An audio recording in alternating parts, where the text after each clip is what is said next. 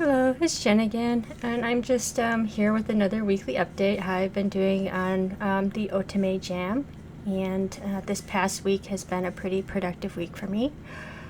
I've pretty much met all my goals and exceeded some of the goals as far as the art goes. The art is always the easier thing for me to work on as opposed to like the writing, which I'm always like falling behind in. But I think I'm finally done with the dungeon dialogue, thank goodness, so I have that crossed out on my sheet here. I ended up doing two backgrounds that I had sort of planned on doing, one this week and one next week. One of them is being used for the main menu, so that's going to be the kind of castle hub where the player can choose what direction they're going to go to when they have kind of freedom of movement. And then we have the meeting room where the player can choose to chat with various units if they've built up bond and loyalty. This meeting room is also going to be used for the main menu. This is what the game menu is going to look like when the player loads up the game, and I tried to avoid having any of the characters in this half of the screen because that is going to be where the start game, load game preferences type options are going to be listed. So there's going to be a lot of like text and overlay over here. We tried to keep all of the characters and the title more on this side of the screen. So this whole main menu and all the character artwork I hadn't been planning on finishing this week, but I guess I was on a roll, so that was that. Also, one of my friends was telling me about using this color dodge technique, which was like just a really great way of just kind of accentuating the lighting that I was going for in this hallway corridor and giving it a lot more warmth. So thank you very much, Amy, for that wonderful tip on using color dodge. Was really happy with that lighting. It sort of brought together my whole idea to just be the icing on the cake. Speaking of my friends, they've been a great support this week. My friend Carrie, composer and sound designer friend, has some downtime, so she generously offered to help look over my project and make some adjustments and add in some sound effects.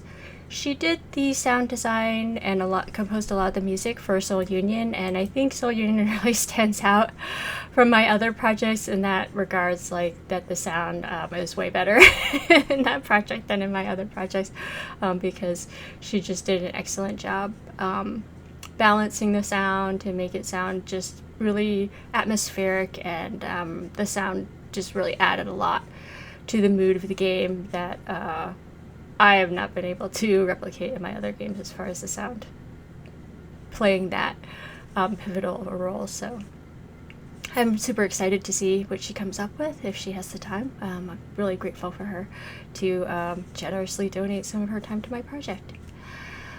Speaking of which, I am now starting to keep track of kind of like what I've been doing while she's also got her hands on the project, so I can kind of keep that organized. I know that like if we were sharing a GitHub or some other form of like project sharing, this wouldn't be an issue, but this is again where my lack of program experience really comes through, because in the past when I've worked on group projects, the other person who is more competent at programming and programming workflow was able to set up those depositories, and I don't know how, and it's one of those things that I should probably investigate. And I think I will once I'm not working on a deadline. But for now, this is just my shorthand for keeping track of the scripts that I'm working on. And date here is super important, so I can also see what files I need to compare when she gives me her version of the project back. Next week, I'm going to be planning on finishing Dieda's sprite for when you have kind of like those bond conversations, as well as animating Mieta, and I want to go back and revise Death and Michaelis' bond sprites too, so I think I'll have a chance to do all that next week since I already finished the cover, the main menu artwork, which I had been planning on working on next week. And then I'm going to start importing the framework for the forest quest and starting to implement the bond conversations. And that's my plan for next week. And I have a few days off from work, so I'm feeling pretty confident that I'll be able to do all that writing.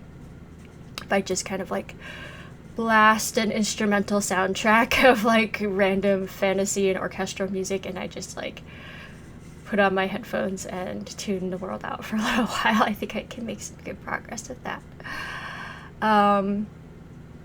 Yeah, and then I think the rest of the whole Game Jam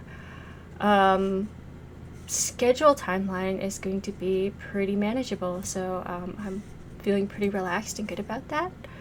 Work this week was kind of like a sort of a healing week for me to put, I don't know, as corny as that sounds, I don't really have any other way of putting it.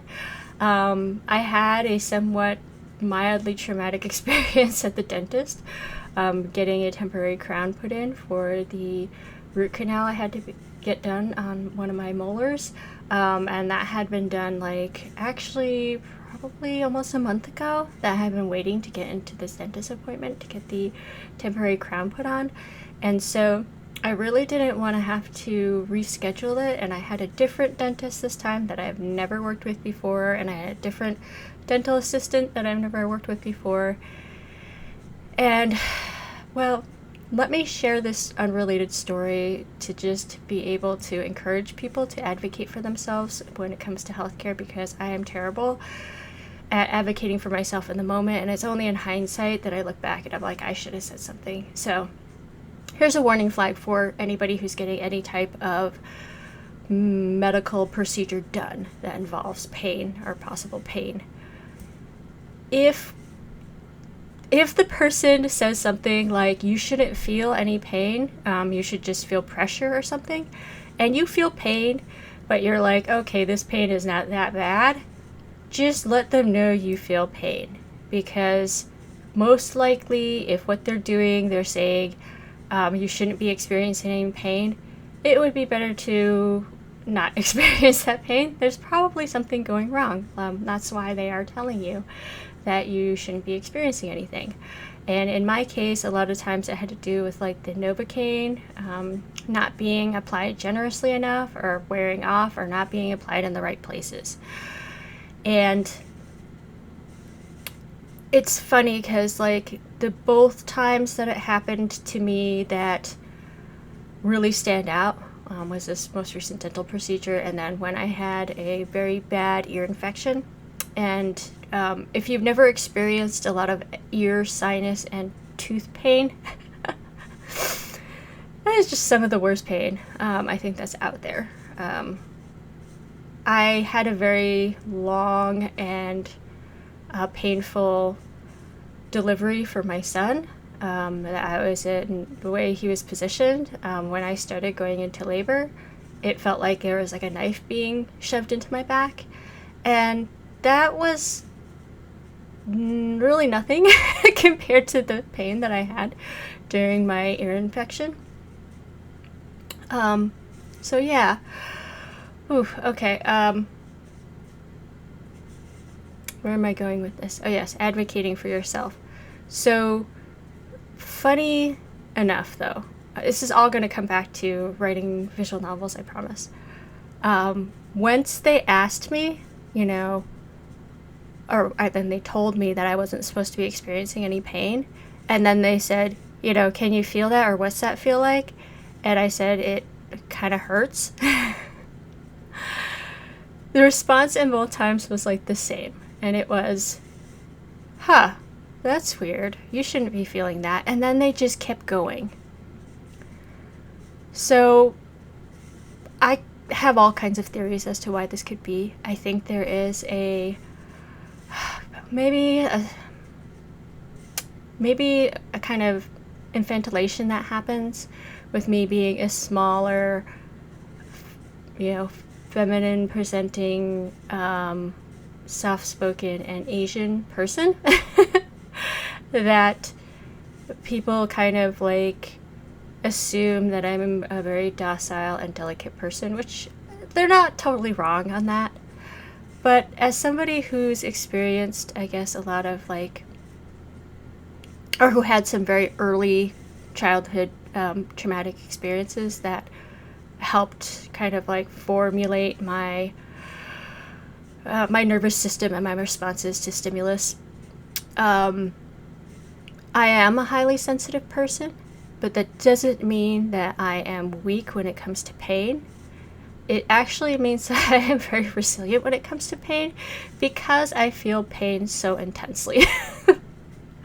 So I actually have like a pretty high pain threshold because I experience pain pretty acutely. So I've had to build up a pain tolerance. To give you another example, there was an instance where my family was renting a car for like a trip, and I was closing the trunk, and I didn't realize it had an automatic closing trunk. So when I shut it, it seemed to me like the trunk did not close all the way, and so I started to try to lift it so I could shut it again, but that's when the automatic closing mechanism was kicking in. So my finger got caught underneath the closing trunk, and it compressed my finger, and I was stuck there with my finger being crunched in the closing trunk. And my father was just kind of like, "What are you doing? Get in the car." But I could not say anything because that was like my response to this very acute pain, was just like, "Oh my God, this hurts so much." But like I couldn't say or do anything. Like it put me in kind of like this state of shock where I wanted to scream and I wanted to cry, but like I couldn't. And so I actually got kind of like yelled at afterwards because it was like, I think it distresses other people to be like, "Why didn't you say anything?" Like he was practically ready to drive off because he didn't, I was just being quiet back there and he did not know what was going on. And so he was upset, that I didn't say anything because here I am, like outside with my finger being crushed, and he could have done something about it, but he didn't know. So his automatic response was to be kind of like, "What are you doing? Why didn't you say anything?" Like, and he kind of yell at me. But, as the person who was experiencing the highly acute pain, it just kind of makes it all the more traumatic having people respond to you that way. So I have a lot of, I don't want to say a lot, but I have experiences that were highly impactful of like myself experiencing trauma and having other people either outright dismiss it or berate me for not dealing with the trauma in the way that I should have. And neither one of those is very comforting and kind of just compounds like the negativity of the experience. How does this get back to writing visual novels? So with writing visual novels, this week I also had sort of like another epiphany along with like kind of like the tooth experience, where I was playing Honkai Star Rail, and some of the questions that they were asking me, I would just kind of like skip. I was just like pressing the advance button, and I was only skimming, and after a while I would not even like bother like letting the text fully hit my eyes. I was just skip. And I stopped for a moment to think to myself, like, I am writing visual novels with choices. Like, why am I skipping these choice menus? Like, why do they not matter to me? And I've heard a lot of, praise for this game having like good characters and good story, and so why am I like skipping? And I realized for me it was partially, I think, due to that sort of dismissive, in some ways, that dismissive attitude of the healthcare workers who are like, you should be doing this and that, or feeling this. And then I was like, actually, this is what I'm experiencing. And then they were just kind of like, and then they just moved on without sort of acknowledging like my actual experience. and they just kind of kept going with their narrative. And I think in some weird way, that's exactly what honkai. I have to laugh because it's funny. But for me, art is a reflection of, it's a deconstruction and reflection of like life and experience. Like that's what I put into my games. So if I'm going to make a parallel between like having, traumatic pain dismissed, then I can make the parallel to like having a game ignore my choices. That's what I was feeling in Honkai Star Rail. So there was, for anybody who hasn't played the game, this is going to be a spoiler, so or who plans on playing the game but hasn't like gotten to the point where you're fighting any of the big bosses yet. There's this point in the game where the game gives you the option to like, do you tell the people of this planet the truth, or do you tell them a lie that will make them, give them more hope and, create more order in the world? And I am forever a truth teller, so I would much rather learn like the devastating, horrible, horrific truths of the world than have it sugar-coated for me. Because I feel like even when you sugarcoat something, there's always going to be the underlying rot that you're never going to be able to fully hide. And people will sense that there's something that isn't quite right. And it creates a lot of like mistrust and kind of like the feeling of being gaslit when people start to get a sense that things are not all that they've been being told. And so I always think it's better to just tell the truth, or to learn the truth in the end, even if it's really very difficult.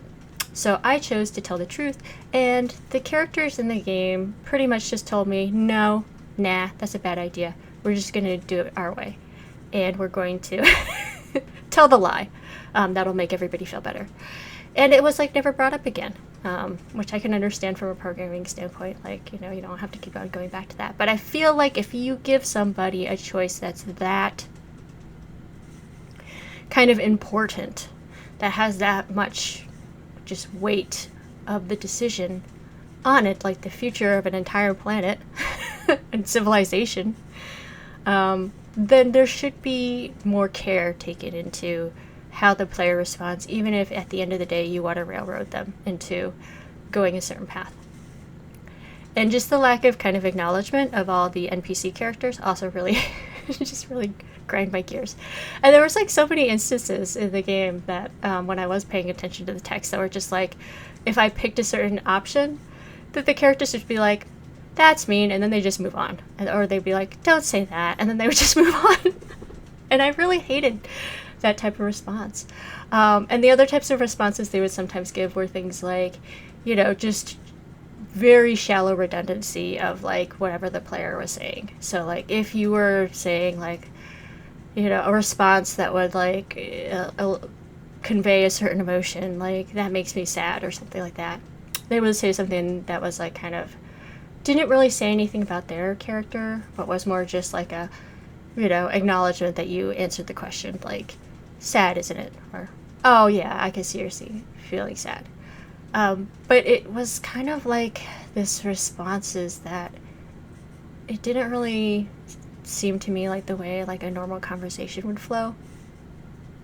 So there was, when I'm playing that game, there's a certain like sort of disconnect that I have with it, where on one hand I feel like there is kind of like story and character development that is all like just like kind of reading a story, and then when you have choices, they just feel really inconsequential, and like the responses to those choices feel like they don't flow like a normal conversation or interaction would flow. So I feel like the game would do much better not to have so many player character choices in it, because I feel like the player character choices just take me away from any level of immersion that these characters are supposed to have, like a certain personality and a certain background and a certain agency. It just takes away any illusion that they have that type of depth to their character. Let me show you an instance of what I'm talking about. And I'm not saying that like my scripts are perfect and that my conversation choices are perfect, and this might not be for everybody. Again, this is just like sort of where my priorities and my thought process and the things that are important to me when I create my game, and other people might not like this type of approach, and that's totally fine. When I have a player choice here, there is a game function. In this case, it is building up loyalty with the characters depending on your response. That is its function in the game, is to build up attributes based on the player's response. I generally don't have player menu choices or responses like this without having any type of game function to it, because I don't want to make the player have to have inputs that have no consequence. So I do try, even if it's not immediately like obvious in the flow of the game, like it doesn't totally branch off in a different direction, there is some type of functionality to the conversations.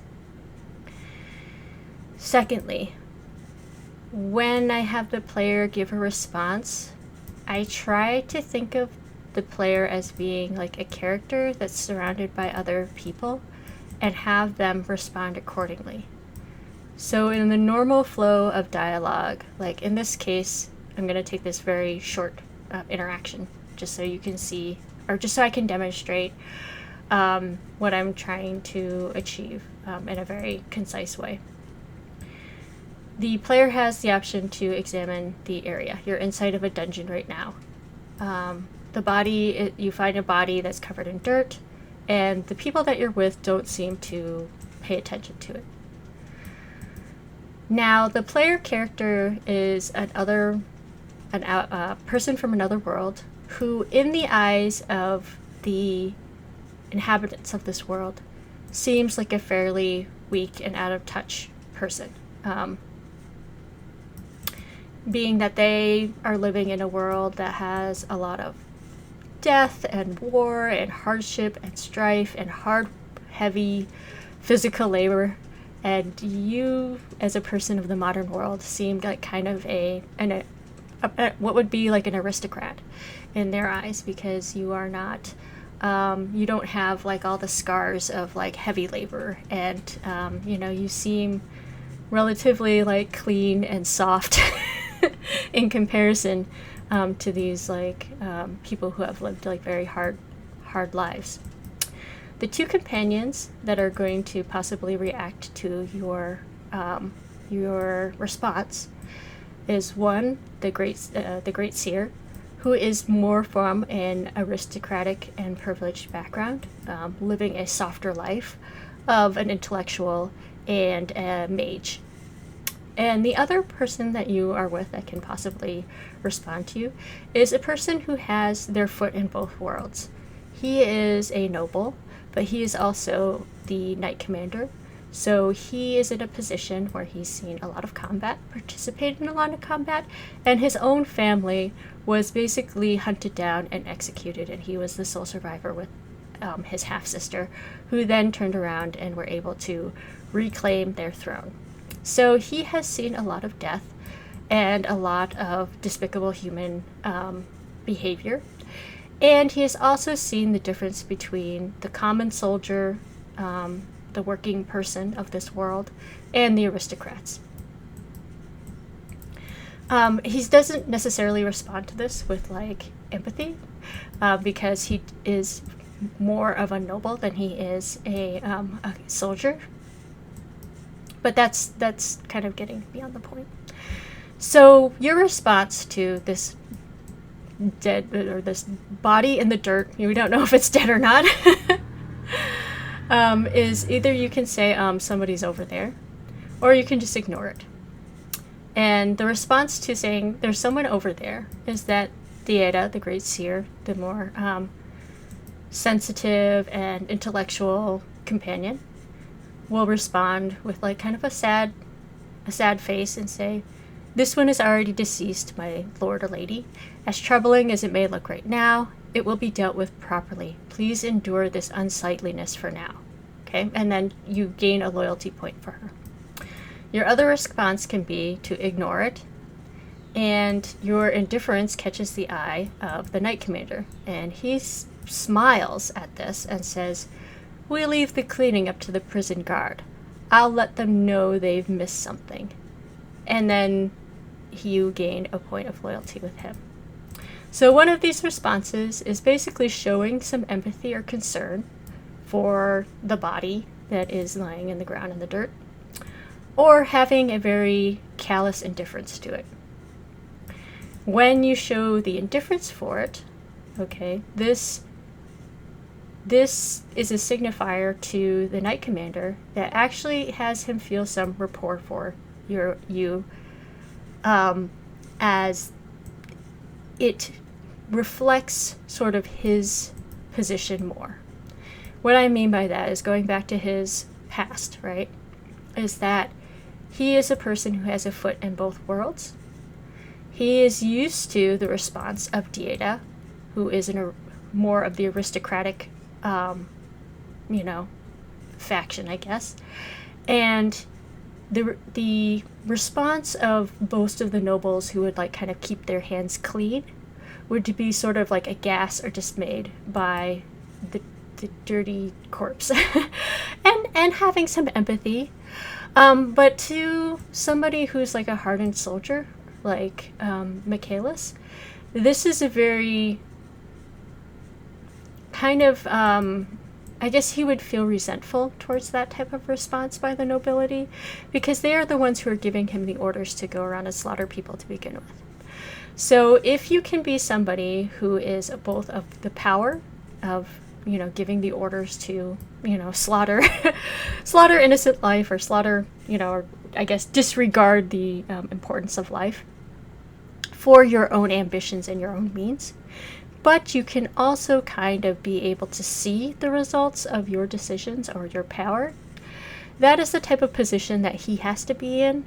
And so if you are able to kind of like, I guess, reconcile that, yes, I am making the decisions that I kind of disregard human life, and have that indifference to it, then he relates to that attitude more than the kind of compassionate version that Dieta shows.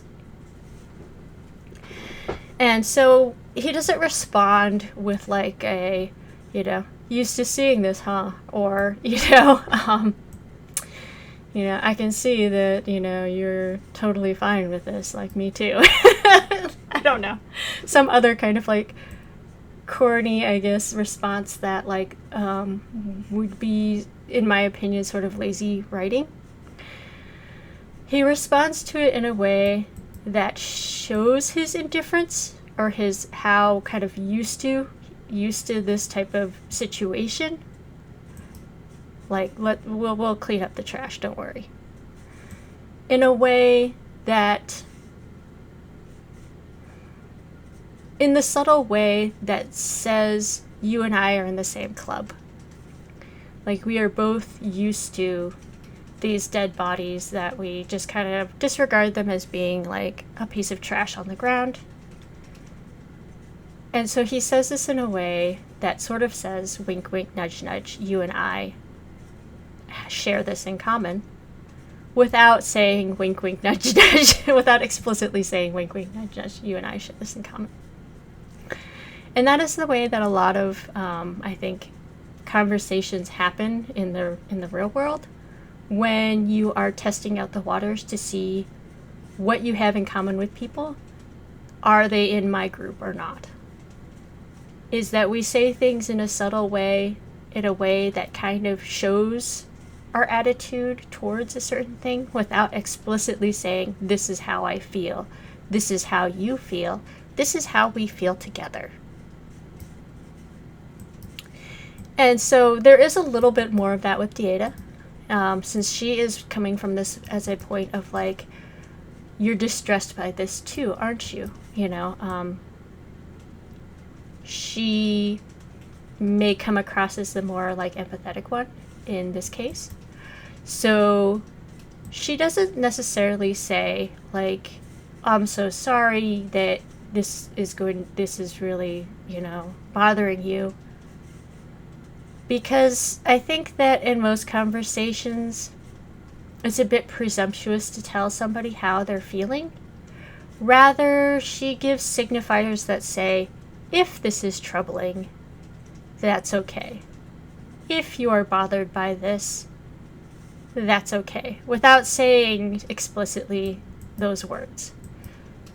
As troubling as this may look right now. So she's not saying, oh, I can tell you're troubled by this, because that would be a bit presumptuous to tell somebody else what they're feeling.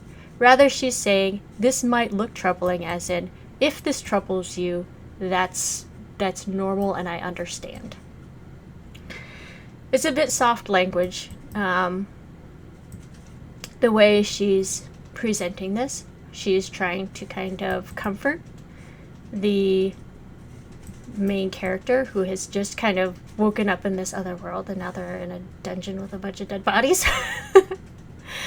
So she kind of senses that if you responded this way, that you might be a bit shocked and out of your element and thinking, what kind of horrible world have I been thrown into? And so this is her way of trying to reassure you, that things are going to get better.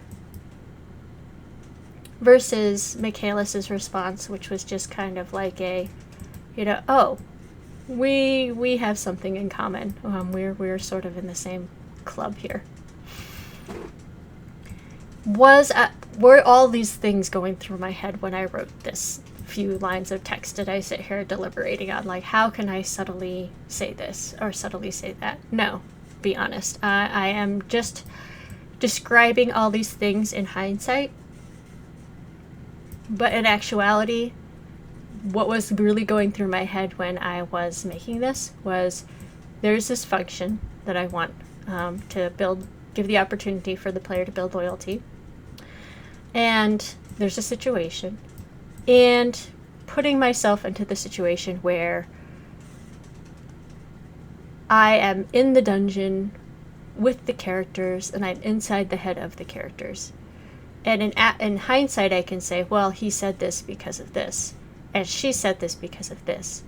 But it was really just me understanding my characters and role-playing out the situation as if I was actually there. And having them say things in a way that would be fitting of their personalities. So I think when you have the characters respond in a way that seems natural for those characters, they will just naturally not say things that seem like an NPC would say, I guess, where they're just saying, like, oh, you performed this function, or oh, you made this decision.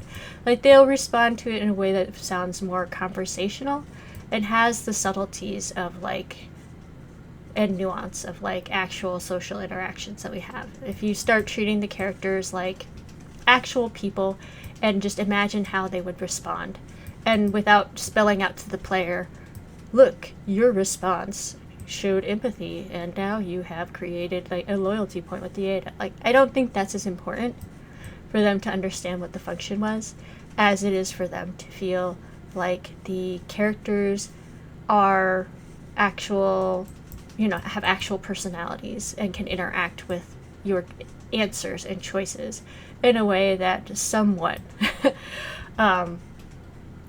seems like how a person in a real life would interact with your choices and your decisions. And all these decisions and choices don't have to have a grandiose effect on the overall direction of the story. My priority is with just having the characters respond in a way that makes them, that's true to their character, that does not make them seem out of character or less of a, like, take away from the dimensionality of the character. So that is going to be my primary focus. And then, like, the function that's going on in the background is going to be the least amount of my priority, because I don't want the player to become unimmersed by learning about the function to be like, oh, that's what the function of this menu choice was. I want it to feel more like the player is having or showing some agency in the situation, and then the characters are responding in a way that tells you something a little bit about who they are as a person, even if they are fictional. Alright, well, I think I've talked enough about this subject for now, and I just also want to say with like my stories of like what happened to me at the dentist's office, or when I was in when I had a serious ear infection. I don't want any sympathy for those situations, or for what I might have experienced when I was young that was very difficult, because I don't think that my experiences are unique. Like, yes, did anybody have like the specific events that happened in my life? Like, probably not every single one on a check mark, but we all have difficult and traumatic situations that happen to us, and situations where we feel like people are not listening to us, or not understanding, or not empathizing with us. And so I think that's things that we can all relate to, and that's the main point that I was trying to get to, is that we all experience these things, so we don't need to have that in our games where we also feel like our choices are being totally disregarded by the fictional characters in that story that are supposed to be like, I don't know, caring about the main character or the character that we're playing. So that is all I have to say for this week, and I am looking forward to next week, and I hope that you are also looking forward to your upcoming week. And if you are working on a project, or whatever it is that you're doing, please enjoy the process. Bye.